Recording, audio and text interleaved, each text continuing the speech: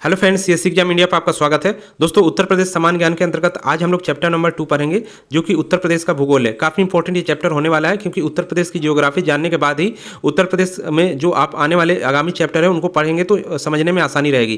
तो इसलिए काफ़ी इंपॉर्टेंट हो जाता है ये चैप्टर। चलिए दोस्तों, शुरू करते हैं। सबसे पहले दोस्तों हम बात करते हैं भारत की। तो भारत का प्रायद्वीपीय इलाका जो है वो गोंडवाना लैंड, प्राचीन जो आपका गोंडवाना लैंड है उसका हिस्सा है। तो यूपी का कुछ भाग, आपका दक्षिणतम जो भाग है वो गोंडवाना लैंड के अंतर्गत ही आता है। तो भूगर्भिक दृष्टि से उत्तर प्रदेश का जो इलाका है वो गोंडवाना लैंड का हिस्सा माना जाता है। उत्तर प्रदेश के दक्षिण में स्थित पठारी भाग प्रायद्वीपीय भाग का हिस्सा है, जिसका निर्माण विंध्य क्रम की शैलों द्वारा प्री कैम्ब्रियन युग में हुआ है। तो इसको जरूर ध्यान रखिएगा, प्री कैम्ब्रियन युग। हालांकि ये क्वेश्चन यहाँ से नहीं आता है, लेकिन इनको ध्यान रखना आपके लिए जरूरी हो जाता है। नेक्स्ट यहाँ पर अवस्थिति और विस्तार की बात करें। पिछले वीडियो में हमने काफ़ी अवस्थिति और विस्तार की बात की थी। इस चैप्टर में भी करेंगे, क्योंकि ज्योग्राफी का आप चैप्टर पढ़ रहे हैं उत्तर प्रदेश की, तो इसमें एक एक चीज़ आपको जानना जरूरी हो जाता है। तो उत्तर प्रदेश का अक्षांशीय विस्तार की बात करें तो 23 डिग्री 52 मिनट से लेकर 31 डिग्री 28 मिनट तक इसका उत्तरी अक्षांश की तरफ ही आता है। यदि क्वेश्चन आ जाए कि उत्तर प्रदेश का जो विस्तार है या उत्तर प्रदेश की स्थिति है किधर है, उत्तरी अक्षांश की तरफ है, दक्षिणी अक्षांश है, पश्चिमी अक्षांश है, पूर्वी अक्षांश से किधर है, तो उत्तरी अक्षांश के अंतर्गत आएगा। अक्षांशीय रेखाएं आपकी सीधे इस तरह होती हैं, तो इसमें केवल आपका उत्तरी अक्षांश होता है और दक्षिणी अक्षांश होता है। ध्यान रखिएगा इसको। इसके अलावा जो कुल यहाँ पर विस्तार की बात की जाए तो 7 डिग्री 36 मिनट तक टोटल अक्षांशीय विस्तार है। इसको आप दूरी में भी कन्वर्ट कर सकते हैं। उत्तर प्रदेश का देशांतरीय विस्तार की बात करें तो 70 डिग्री 3 मिनट से 84 डिग्री 39 मिनट तक पूर्वी देशांतर के अंतर्गत ही आता है। देशांतर रेखाएं देखिए ऐसे होती हैं आपकी, और देशांतर रेखाएं और अक्षांश रेखाएं जानना आवश्यक है। तो ये ग्लोब पे आप देखेंगे तो देशांतर रेखाएं इस तरह होती हैं, और सीधी जो होती हैं वो आपकी अक्षांश रेखाएं होती हैं। तो ध्यान रखिएगा इसको। ये पूरी देशांतर रेखाएं आपकी इस तरह हो गई, और इस तरह आपकी अक्षांश रेखाएं हो गई ग्लोब पे। तो देशांतर के अंतर्गत टोटल, और पूर्वी देशांतर में आता है, इसको जरूर ध्यान रखिएगा, और उत्तरी अक्षांश में आता है। तो देशांतर का विस्तार 7 डिग्री 9 मिनट है। तो यहाँ पर देशांतरीय विस्तार है, इसको भी आप दूरी में यहाँ पर कन्वर्ट कर सकते हैं। नेक्स्ट यहाँ पे देखिए, राज्य का पूर्व से पश्चिम तक का विस्तार बात करें तो 650 किलोमीटर है। यानी सबसे जो पूर्व में है जिला और पश्चिम में जिला है, तो दोनों के बीच की जो दूरी है वो 650 किलोमीटर है। और उत्तर से लेकर दक्षिण तक का जो विस्तार है 240 किलोमीटर है। नेक्स्ट यहाँ पर देखिए, भारत की मानक यामोत्तर, जिसको 42.5 डिग्री पूर्वी देशांतर रेखा जो है वो उत्तर प्रदेश से ही होकर गुजरती है, इलाहाबाद से होकर जाती है। इसको ध्यान रखिएगा। क्षेत्रफल की दृष्टि से राजस्थान, मध्य प्रदेश और महाराष्ट्र के बाद इसका चौथा स्थान आता है। पिछले चैप्टर में हमने बात की थी। और इसका टोटल एरिया जो है वो आपका 2,40,928 वर्ग किलोमीटर है, जो कि भारत का क्षेत्रफल, भारत का कितना है 32,87,263, उसका 7.33% ये क्षेत्रफल आता है यूपी का। नेक्स्ट यहाँ पर उत्तर प्रदेश का वर्तमान भौगोलिक स्वरूप 9 नवंबर 2000 को आया, क्योंकि उस समय क्या हुआ, आपका उत्तराखंड जो था यूपी से अलग हो गया आपका, तो वो अलग राज्य बन गया, तो उत्तराखंड अलग हो गया, तो नया इसका भौगोलिक स्वरूप आ गया। तो ये आपका 9 नवंबर 2000 को हुआ था। उत्तर प्रदेश से उत्तराखंड को अलग कर दिया गया था। 13 पर्वतीय जिले जो थे उनको यूपी से काटकर उत्तराखंड बना दिया गया। नेक्स्ट यहाँ पर देखिए, काफ़ी इंपॉर्टेंट है। सबसे ज़्यादा क्षेत्रफल वाले 4 जिले देखेंगे और सबसे कम क्षेत्रफल वाले 4 जिले देखेंगे। सबसे ज़्यादा क्षेत्रफल की बात करें तो सबसे बड़ा जिला आपका लखीमपुर खीरी है। उसके बाद उससे जस्ट थोड़ा छोटा आपका सोनभद्र है, उससे थोड़ा छोटा हरदोई है, और उससे थोड़ा छोटा आपका सीतापुर है। तो शुरू के सबसे ज़्यादा क्षेत्रफल वाले ये 4 जिले हैं। उसके बाद सबसे कम क्षेत्रफल वाले 4 जिले की बात करें तो सबसे कम यानी सबसे छोटा आपका हापुड़ है, उससे थोड़ा ज़्यादा आपका गाजियाबाद है, थोड़ा ज़्यादा क्षेत्रफल आपका संत रविदास नगर का है, थोड़ा ज़्यादा आपका शामिल्य है। यानी सबसे छोटा हापुड़ हो गया और सबसे बड़ा आपका लखीमपुर खीरी हो गया। यानी यहाँ से लेकर यहाँ तक जाने में आपके टोटल 75 जिले कवर हो जाते हैं। नेक्स्ट अब दोस्तों 4 ही जिले आप ध्यान रखिएगा, क्योंकि यहाँ से क्वेश्चन आपके जरूर आते हैं। प्रमुख जिले जितने भी हैं यूपी के, इनके नाम जरूर आप पढ़ लीजिएगा एक बार, क्योंकि नाम पढ़ लेंगे तो आपको पता रहेगा कि यूपी का जिला कौन सा है। क्योंकि कई जिले ऐसे हैं जिनका नाम आप नहीं जानते होंगे, आपको लगेगा कि अलग स्टेट के हैं, तो वो यूपी के ही जिले हैं। इनका नाम आपको ध्यान रखना जरूरी है। पीडीएफ आपको हमारे टेलीग्राम चैनल पर मिल जाएगा।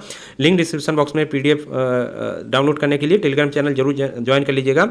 और यहाँ पर इसको वीडियो पॉज करके भी आप पूरे जिले पढ़ सकते हैं, पीडीएफ में भी आप पूरे पढ़ सकते हैं। तो टोटल यहाँ पर 75 जिले दिए गए हैं, क्योंकि उत्तर प्रदेश में कितने टोटल 75 जिले आते हैं, तो वो पूरे दिए गए यहाँ पर। इनके नाम जरूर पढ़ लीजिएगा। नाम पढ़ा हुआ रहेगा आपका तो याद रहेगा आपका, कहीं भी बात की जाएगी तो आपको ध्यान में आ जाएगा। नेक्स्ट अब दोस्तों यहाँ पर बात करते हैं उत्तर प्रदेश के पूर्वांचल जिले। तो टोटल 17 जिले इसके अंतर्गत आते हैं, काफ़ी इंपॉर्टेंट है। पूर्वांचल का मतलब है पूरब की जिले जो हैं। देखिए ये आपका पूर्वी इलाका है। उत्तर प्रदेश का मैप आप जरूर रखिएगा अपने पास। जियोग्राफी यदि पढ़ रहे हैं या यूपी का कोई भी सब्जेक्ट टॉपिक पढ़ रहे हैं तो मैप आप जरूर रखिएगा यूपी का। काफ़ी इससे आपको फायदा मिलता है, काफ़ी लाभ मिलता है, जिससे आपको जिले की स्थिति भी पता चलती है और कौन सा जिला किधर है वो भी आपका पता चलेगा। इसके अंतर्गत देखिए जो आपका पूर्वी जिला है ये आपका पूर्वी हो गया, इधर आपका पश्चिम हो जाता है, ऊपर आपका ये पूरा उत्तरी जिले हैं और नीचे आपका दक्षिणी इलाका आ जाता है। तो पूर्वांचल के अंतर्गत देखिए 17 जिले आते हैं। कौन कौन से? गोरखपुर, मिर्जापुर, कुशीनगर, बस्ती, महाराजगंज, सोनभद्र, बलिया, संत कबीरनगर, सिद्धार्थनगर, प्रयागराज, वाराणसी, जौनपुर, मऊ, आजमगढ़, गाजीपुर, देवरिया और भदोही। ये 17 जिले हैं जो यहाँ पर पूर्वांचल के अंतर्गत आते हैं। ये पूरब की तरफ देख लीजिए, महाराजगंज, कुशीनगर, देवरिया, बलिया, गाजीपुर, आजमगढ़, मऊ, गोरखपुर, संत कबीरनगर। तो ये सब जिले आपके यहाँ पर देख सकते हैं इनकी स्थिति।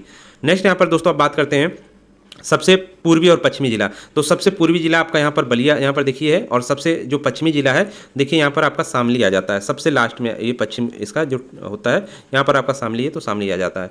नेक्स्ट यहाँ पर देखिए सबसे उत्तरी जिला की बात करें तो सहारनपुर आ जाता है, सबसे ऊपर है। यहाँ पर देखिए सबसे ऊपर सहारनपुर है आपका। इस तरह लाइन खींचेंगे तो यहाँ पर इसके सीध में और कोई जिला नहीं है, तो यही आपका सबसे उत्तरी माना जाएगा। और सबसे जो दक्षिणी जिला है वो आपका यहाँ पर सोनभद्र है। यहाँ पर देखिए ये जब आप लाइन जाते हैं तो क्योंकि सोनभद्र ज़्यादा नीचे है, ज़्यादा तो इसलिए सोनभद्र यहाँ पर सबसे दक्षिणी जिला हो गया। इसके अलावा यहाँ पर देखिए उत्तर प्रदेश की सीमाएं केंद्र शासित प्रदेश दिल्ली सहित कुल 9 राज्यों को टच करती है। यानी 8 आपके प्रदेश हो गए, स्टेट हो गए, और एक केंद्र शासित प्रदेश दिल्ली हो गया। टोटल 9 राज्य हो गए। उत्तर प्रदेश की सीमा को स्पर्श करने वाले राज्य देख लीजिए कौन कौन से हैं। हिमाचल प्रदेश, हरियाणा, राजस्थान, मध्य प्रदेश, छत्तीसगढ़, झारखंड, बिहार और उत्तराखंड। इसके अलावा दिल्ली। तो ये टोटल आपके यहाँ पर हो गए। और यहाँ पर इनकी स्थिति की बात करें तो देखिए हिमाचल प्रदेश आपका यहाँ पर है, उसके बाद हरियाणा हो गया इधर, उत्तराखंड ये आपका पूरा है, उसके बाद हरियाणा यहाँ से शुरू है और इधर आके यहाँ तक फैला हुआ है। बीच में आपका यहाँ पर दिल्ली टच करता है, केंद्र शासित प्रदेश। उसके बाद हरियाणा के नीचे यहाँ पर राजस्थान शुरू हो जाता है, फिर मध्य प्रदेश आपका आ जाता है, और मध्य प्रदेश भी यहाँ पर देखिए कहाँ तक फैला हुआ है, इसको देख लेते हैं। तो यहाँ पर आइए, ये पूरा मध्य प्रदेश ही है और यहाँ तक आपका ये आता है। तो यहाँ से शुरू है, ये टोटल है, ये पूरा मध्य प्रदेश आ गया। इसके बाद यहाँ पर छत्तीसगढ़ आपका आ जाता है, छत्तीसगढ़ हो गया। उसके बाद यहाँ पर झारखंड हो गया, यहाँ पर बिहार हो गया, तो ये बिहार पूरा है यहाँ तक। और उसके बाद यहाँ पर नेपाल अंतर्राष्ट्रीय सीमा लगाता है, इधर नेपाल आपका हो जाएगा। तो ध्यान रखिएगा इसको। नेक्स्ट यहाँ पर दोस्तों देखते हैं, मैप आप अपने पास जरूर रखिएगा क्योंकि बार बार हम यहाँ पर मैप आपको नहीं दिखा सकते हैं। नेक्स्ट यहाँ पर देखिए सबसे पूर्वी हो गया आपका। इसके अलावा यहाँ पर सबसे पूर्वी जिला बिहार, झारखंड ये हमने पढ़ लिया था। पश्चिमी उत्तरी जिला भी यहाँ पर आपका उत्तराखंड, हिमाचल प्रदेश हो गया। सबसे जो यहाँ पर देखिए दक्षिण सीमा मध्य प्रदेश एवं छत्तीसगढ़ को स्पर्श करती है। हम लोग यहाँ पर थे, कुल 9 राज्य हो गए। नेक्स्ट यहाँ पर देखिए उत्तर प्रदेश का पूर्वी सीमा बिहार और झारखंड से लगता है। उत्तरी सीमा नेपाल के अतिरिक्त यानी नेपाल के साथ तो अंतर्राष्ट्रीय हो गया। उसके अलावा यहाँ पर उत्तराखंड स्टेट हो गया और हिमाचल स्टेट, 2 स्टेट से लगता है उत्तरी सीमा जो है। यहाँ पर हम सीमा की बात करें यानी पूरा पश्चिम उत्तर दक्षिण की। और पश्चिम सीमा की बात करें तो हरियाणा, राजस्थान, केंद्र शासित प्रदेश दिल्ली हो गया। और दक्षिणी सीमा की बात करें तो मध्य प्रदेश और छत्तीसगढ़ यानी नीचे की तरफ। तो ये आपकी सीमा लगती है। नेक्स्ट यहाँ पर उत्तर प्रदेश की सबसे लंबी सीमा जो लगती है वो मध्य प्रदेश से लगती है। टोटल 11 जिले इससे स्पर्श करते हैं, ध्यान रखिएगा यूपी के। उत्तर प्रदेश की न्यूनतम सीमा रेखा स्पर्श करने वाला राज्य हिमाचल प्रदेश है, ध्यान रखिएगा। नेक्स्ट यहाँ पर देखिए उत्तर प्रदेश का एकमात्र जिला सहारनपुर है जिसकी सीमा हिमाचल प्रदेश से लगती है। यानी केवल सहारनपुर ऐसा है जिसकी जो सीमा है वो हिमाचल प्रदेश से लगती है। इसके अतिरिक्त सहारनपुर जो जिला है इसकी सीमा हरियाणा और उत्तराखंड से भी लगती है। हालांकि हरियाणा और उत्तराखंड से अन्य जिले भी यूपी के जुड़े हैं, लेकिन हिमाचल प्रदेश से केवल सहारनपुर जुड़ा है, एक ही। नेक्स्ट यहाँ पर उत्तर प्रदेश के सर्वाधिक जिले को स्पर्श करने वाला राज्य मध्य प्रदेश है, अभी हमने इसको पढ़ा। और सर्वाधिक 4 प्रदेशों को स्पर्श करने वाला यूपी का जिला सोनभद्र है। यानी कि जो जिला यूपी का है जिससे सबसे ज़्यादा स्टेट लगते हैं, ध्यान रखिएगा, सबसे ज़्यादा स्टेट भारत के लगते हैं वो सोनभद्र है। सोनभद्र की स्थिति आप देख लीजिएगा और इसको ध्यान रखिएगा। यहाँ पर ये सोनभद्र है और ये 4 यहाँ पर एक मध्य प्रदेश हो गया, यहाँ पर छत्तीसगढ़, झारखंड और बिहार, 4 स्टेट से ये लगता है, ध्यान रखिएगा इसको। नेक्स्ट यहाँ पर देखिए 4 स्टेट लग गया यहाँ पर। उसके बाद मध्य प्रदेश, छत्तीसगढ़, झारखंड, बिहार को स्पर्श करता है। उत्तर प्रदेश के 7 जिले महाराजगंज, सिद्धार्थनगर, बलरामपुर, श्रावस्ती, बहराइच, खेरी और पीलीभीत की सीमा नेपाल को स्पर्श करती है। यानी टोटल 7 जिले हैं। नाम जरूर ध्यान रखिएगा क्योंकि डायरेक्ट क्वेश्चन आ सकता है कौन से जिला नेपाल से नहीं लगता है। तो 7 जिले हैं, इनको याद रखिए, बाकी जो नहीं होगा वो उसको आंसर हो जाएगा आपका। सबसे कम जिलों को स्पर्श करने वाले जिला ललितपुर है, तो जो ललितपुर और सहारनपुर ऐसे जिले हैं। ललितपुर देखिए क्योंकि ये बिल्कुल बाहर आपका निकला हुआ है यहाँ पर, तो इसलिए केवल एक जिले को ये टच कर रहा है। वहीं सहारनपुर की बात करें यहाँ पर, तो ये भी आपका बाहर है, तो ये 2 यहाँ पर जिलों को टच कर रहा है। तो ध्यान रखिएगा सबसे कम में कौन कौन सा आ जाएगा, एक आपका ललितपुर आ जाएगा जो सबसे एक ही से लगता है, यानी सबसे कम एक ही ऑप्शन की बात की जाए तो ललितपुर रहेगा, और सोनभद्र जो यहाँ पर सहारनपुर जो कि 2 जिलों को टच करता है। सर्वाधिक जिलों को स्पर्श करने वाला जिला बदायूं है, यानी ये बदायूं जो जिला है वो सबसे ज़्यादा यहाँ पर क्या करता है, यूपी के जिले को टच करता है, ध्यान रखिएगा। तो ये आपका यहाँ पर बदायूं हो जाएगा, सबसे ज़्यादा जिलों को ये टच करता है। यहाँ पर देख लीजिएगा बदायूं कहाँ पर है, आप इसको मैप में एक बार ढूंढ लीजिएगा, तो सबसे ज़्यादा जिलों को ये टच करता है। ये आपका है, देखिए बदायूं है, ये टोटल यहाँ पर 8 जिलों को यहाँ पर टच करता है, तो इसको ध्यान रखिएगा। नेक्स्ट यहाँ पर देखिए बदायूं 9 जिलों में, ध्यान रखिएगा 8 नहीं 9 है यहाँ पर। और उत्तर प्रदेश की सीमा को स्पर्श करने वाला एकमात्र विदेशी राष्ट्र नेपाल है। नेक्स्ट यहाँ पर देखिए उत्तर प्रदेश के जो जिले हैं जो एनसीआर में शामिल है वो यहाँ पर हम देख लेते हैं, हालांकि पिछले वीडियो में हमने बात की थी। तो यहाँ पर देखिए टोटल यहाँ पर 8 जिले आपके हैं, गाजियाबाद 1, हापुड़ 2, मेरठ 3, गौतम बुद्ध नगर 4, बुलंदशहर 5, मुजफ्फरनगर 6, शामली 7 और बागपत 8, टोटल 8 जिले यहाँ पर एनसीआर में शामिल किए गए हैं। अब दोस्तों यहाँ पर देखिए विभिन्न राज्यों से लगे उत्तर प्रदेश के जो जिले हैं उनकी संख्या और नाम पूरा दिया गया है। ये काफ़ी इंपॉर्टेंट है क्योंकि यहाँ से डायरेक्ट क्वेश्चन आपके आते हैं, तो इनको जरूर याद कर लीजिएगा, पढ़ लीजिएगा और मैप पास रखकर ये पढ़िए। बार बार हम मैप दिखाएंगे तो यहाँ पर टाइम लगेगा, तो इसलिए आप इसको मैप अपने पास रखकर जरूर देख लीजिएगा। तो यहाँ पर देखिए हिमाचल प्रदेश जो आपका है उससे यूपी का केवल एक ही जिला लगता है, सहारनपुर। उसके बाद यहाँ पर देखिए आपका हरियाणा आता है, हरियाणा से 7 जिले लगते हैं यूपी के, सहारनपुर, शामली, बागपत, गौतम बुद्ध नगर, अलीगढ़ और मथुरा। केंद्र शासित प्रदेश दिल्ली से केवल 2 जिले लगते हैं यूपी के, गाजियाबाद और गौतम बुद्ध नगर। राजस्थान से 2 जिले लगते हैं, मथुरा और आगरा। मध्य प्रदेश से देखिए सबसे ज़्यादा 11 जिले लगते हैं, सोनभद्र, मिर्जापुर, इलाहाबाद, चित्रकूट, बांदा, महोबा, झांसी, ललितपुर, आगरा, इटावा, जालौन। छत्तीसगढ़ से एक ही जिला लगता है, सोनभद्र। झारखंड से एक ही जिला लगता है, सोनभद्र। बिहार से 7 जिले लगते हैं, महाराजगंज, कुशीनगर, देवरिया, बलिया, गाजीपुर, चंदौली, सोनभद्र। नेक्स्ट यहाँ पे देखिए उत्तराखंड से 7 जिले लगते हैं, सहारनपुर, मुजफ्फरनगर, बिजनौर, मुरादाबाद, रामपुर, बरेली, पीलीभीत। आप मैप में इसको देख लीजिएगा और एक लाइन से आप याद कर लेंगे तो आपको आसानी रहेगी याद करने में। नेपाल से भी 7 ही जिले लगते हैं, पीलीभीत, लखीमपुर खीरी, बहराइच, श्रावस्ती, सिद्धार्थनगर, महाराजगंज। तो इनको ध्यान रखिएगा जरूर। और एक एक जिले वाले कितने हैं, तो एक एक जिले आपके हिमाचल प्रदेश हो गया जिससे एक ही जिला लगता है, छत्तीसगढ़ हो गया और झारखंड हो गया। 3 ऐसे स्टेट है जिनसे केवल यूपी का एक ही जिला लगता है, और कॉमन जिला आपका सोनभद्र है जो एक ही है और छत्तीसगढ़ और झारखंड दोनों से लगता है। तो क्वेश्चन ये भी आ सकता है। नेक्स्ट यहाँ पे देखिए अब दोस्तों बात करते हैं उत्तर प्रदेश की भूगर्भिक संरचना की। तो यहाँ पर देखिए उत्तर प्रदेश प्राचीन गोंडवालैंड एंड महाद्वीप का भूभाग है। राज्य की भूगर्भिक संरचना 4 प्रकार के शैलों से हुई है। तो यहाँ पे देखिए सबसे पहले बिंद क्रम की शैली की देखते हैं, बिंद शैल समूह। तो राज्य के दक्षिण स्थित पठार जो दक्षिण भाग है इसका निर्माण बिंद शैल समूह से हुआ है। दक्षिण में स्थित इस पठारी भाग का निर्माण पूर्व कैम्ब्रियन युग में हुआ है। इस शैल समूह निर्माण समुद्र सेतु भूगर्भिक शक्तियों अपरदित पदार्थों को धरातल निक्षेपण एवं जमाव से हुआ है। इसमें मुख्यतः चूना पत्थर, बलुआ पत्थर, डोलोमाइट आदि खनिज पाए जाते हैं। नेक्स्ट यहाँ पे देखिए बिंद क्रम की चट्टानों में जीवाश्म का अवशेष का अभाव पाया जाता है। कैमूर श्रेणी का निर्माण बिंद शैलों से ही हुआ है, क्योंकि कैमूर श्रेणी थोड़ी बहुत यूपी में भी आपकी आ जाती है, उसका निर्माण भी यहाँ पर बिंद शैलों से हुआ है जो कि दक्षिण में ही स्थित है, आपका यूपी का जो नीचे का एरिया है। नेक्स्ट यहाँ पे देखिए बुंदेलखंड निस, ये भी यूपी के नीचे का दक्षिणतम एरिया है।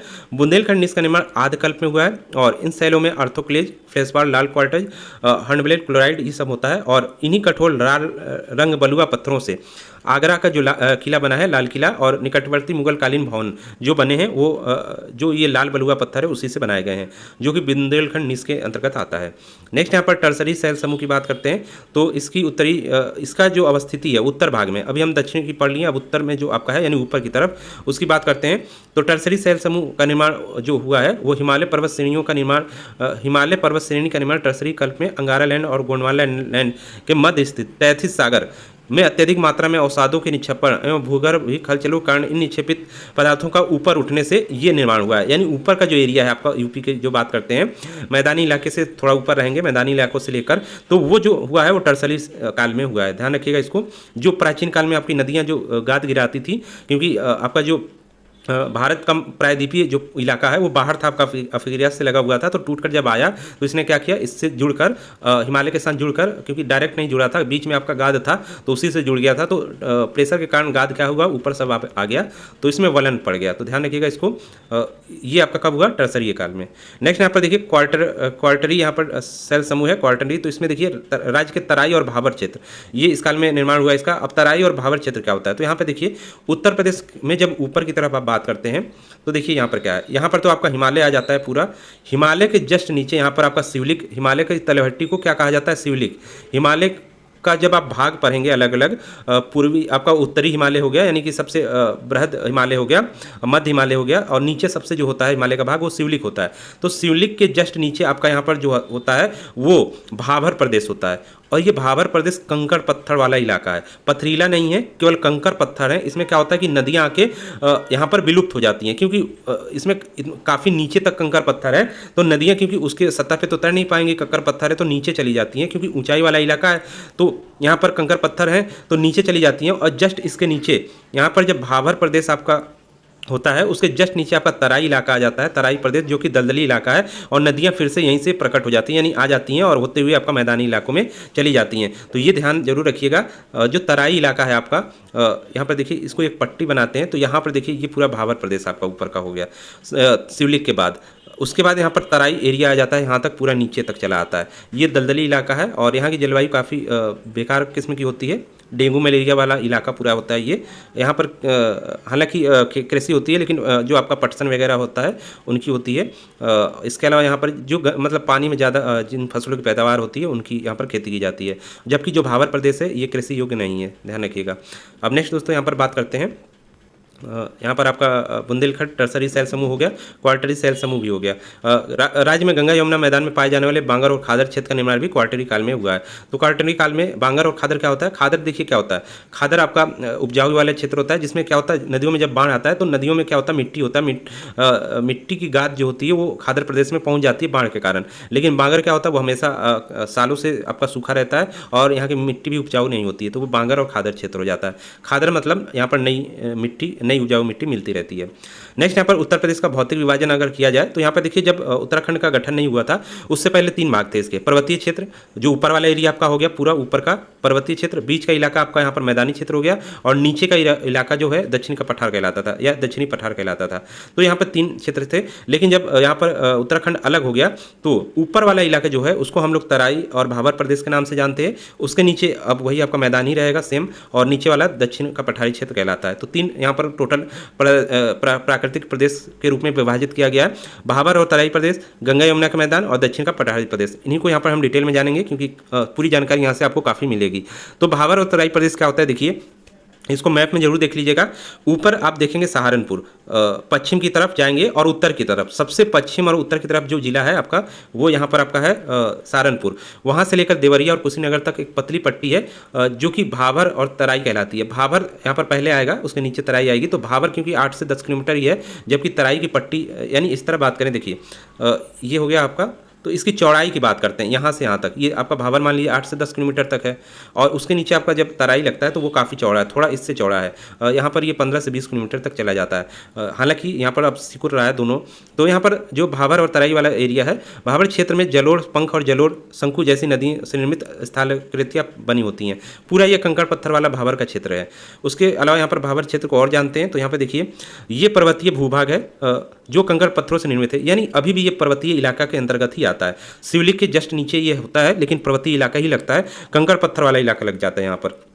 और इसकी स्थिति देख लीजिए, उत्तर प्रदेश के बिजनौर, सहारनपुर, पीलीभीत, सहारनपुर से एक पतली पट्टी आप खींच दीजिए बिल्कुल, यहाँ से ये जो जिले हैं इनके ऊपर, तो आपको भाबर प्रदेश मिल जाएगा। ये क्षेत्र 35 से 40 किलोमीटर चौड़ा है। हालांकि अब बहुत कम हो गया है, परंतु पूर्व की ओर बढ़ने के साथ ये सकरा हो जाता है। जैसे पूर्व की तरफ बढ़ते हैं इसकी समाप्ति होने लगती है, यानी ऊपर से नीचे की तरफ जब आते हैं इधर पश्चिम की तरफ, पश्चिम से पूर्व की तरफ, तो इसकी थोड़ी समाप्ति होने लगती है। इसकी लंबाई बहुत कम 8 से 10 किलोमीटर से भी कम बच जाती है।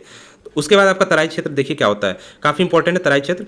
भाबर के दक्षिण में ये दलदली और गाद मिट्टी वाला इलाका होता है। ये काफ़ी दलदल और पानी नम युक्त होता है पूरा, और यहाँ पर कई प्रकार की वनस्पतियाँ आपकी पाई जाती हैं, क्योंकि नम इलाका है पूरा, तो काफ़ी वनस्पतियाँ पाई जाती हैं। और यहाँ पर देखिए इसका जो जलवायु यहाँ पर है जो ये आपका तराई क्षेत्र वाला है, इसकी जलवायु काफ़ी हानिकारक है, क्योंकि यहाँ पर डेंगू मलेरिया मच्छर हमेशा यहाँ पर पनपते रहते हैं, इसलिए इसके यहाँ की जलवायु काफ़ी यहाँ पर रहने लायक नहीं है। हालांकि लोग रहते हैं, खेती करते हैं, और काफ़ी ये चौड़ा है 80 से 90 किलोमीटर।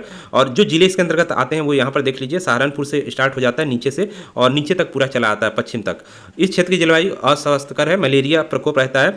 इस भाग में साल, सेमल, तेंदू के वृक्ष, सामान्य प्रकार की घास पाई जाती है। इसका अलग एक पूरा पारिस्थितिकी तंत्र आपका होता है, क्योंकि पूरा इलाका आपका दलदली होता है।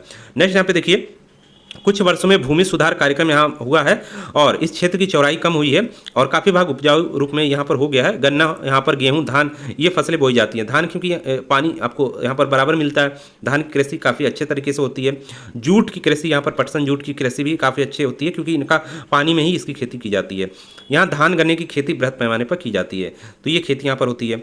इसके अलावा देखिए, उत्तर प्रदेश के भाग में मिलने वाली प्राचीनतम जलोढ़ मिट्टी, ऊंचाई भाग पर मिलती है ये प्राचीनतम जलोढ़ मिट्टी, यानी कि पुरानी, उसको राढ़ कहा जाता है।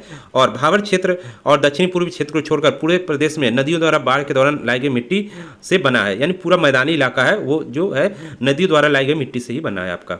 नेक्स्ट यहाँ पे देखिए, गंगा यमुना का विस्तृत मैदान, इसकी बात करते हैं तो यहाँ पे देखिए, भाबर प्रदेश के नीचे जब आते हैं हम लोग दक्षिण में, पूरा जो मैदानी इलाका है वो गंगा यमुना का मैदान कहलाता है। और गंगा और उसकी सहायक नदियाँ बहुत है, क्योंकि मैदानी इलाकों में आपको बहुत सारी नदियाँ देखने को मिलती है।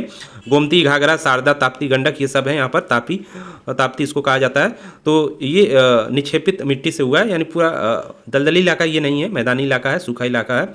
इसके 3 उपभाग हैं, यहाँ पर देख लीजिएगा।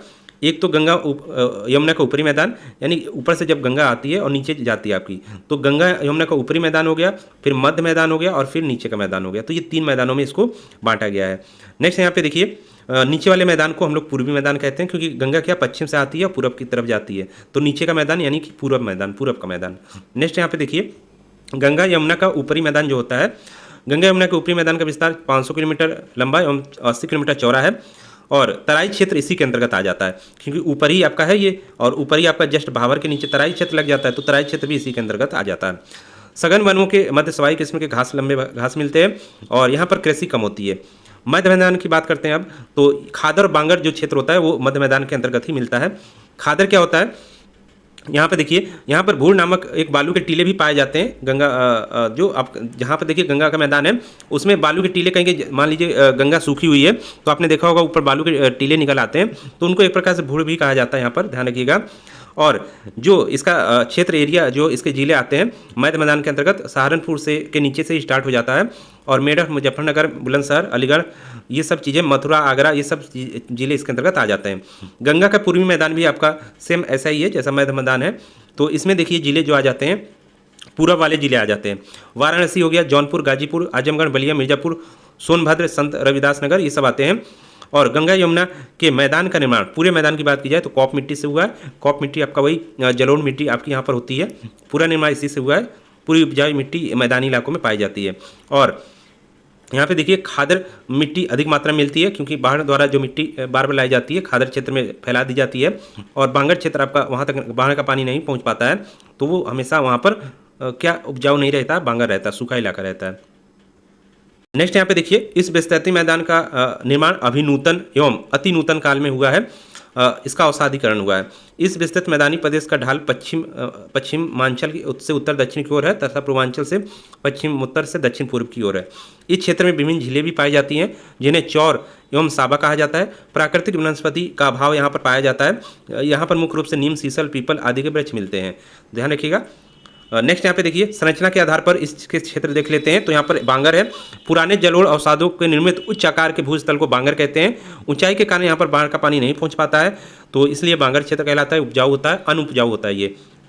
खादर यहाँ पर देखिए, यहाँ पर बाढ़ द्वारा नवीन मिट्टी का निर्माण कर दिया जाता है, तो ये हमेशा उपजाऊ बना रहता है ये वाला एरिया। तो ये ध्यान रखिएगा, खादर क्षेत्र और बांगर क्षेत्र। नेक्स्ट यहाँ पर दोस्तों दक्षिण का पठार की बात कर लेते हैं, काफ़ी इंपॉर्टेंट ये भी है। तो यहाँ पर उत्तर प्रदेश में दक्षिण का पठार प्रदेश कुल 45,200 वर्ग किलोमीटर है। नीचे का इलाका जो पूरा आपका आता है, और इसको हम देखेंगे, इसमें 2 पार्ट पढ़ेंगे। दक्षिण पठार प्रदेश ढाल दक्षिण से उत्तर की ओर है, यानी कि दक्षिण से उत्तर की ओर है। दक्षिण वाला जो इलाका है, नीचे इधर इस तरह नदियाँ इधर बहेंगी उत्तर की तरफ। तो हालांकि दक्षिण में है, लेकिन नदियाँ उत्तर की तरफ बहती हैं। प्रमुख नदियों में चंबल, बेतवा, केन, सोन ये सब हैं। नेक्स्ट यहाँ पे देखिए मुख्य फसलें बात कर लें तो यहाँ पर ज्वार, तिलहन ये सब होता है, गेहूँ वगैरह।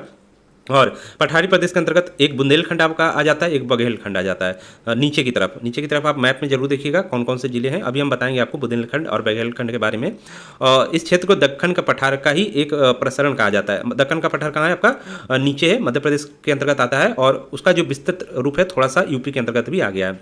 जो एमपी में कुछ पहाड़ियाँ आपकी है, विंध्याचल पर्वत वगैरह, वो भी यूपी तक फैली हुई हैं। नेक्स्ट यहाँ पे देखिए जो सीमा बनाता है, बिंद पर्वत यहाँ पर सीमा आपका बनाता है, तो ध्यान रखिएगा इसको। और नदियाँ भी यहाँ पर हैं।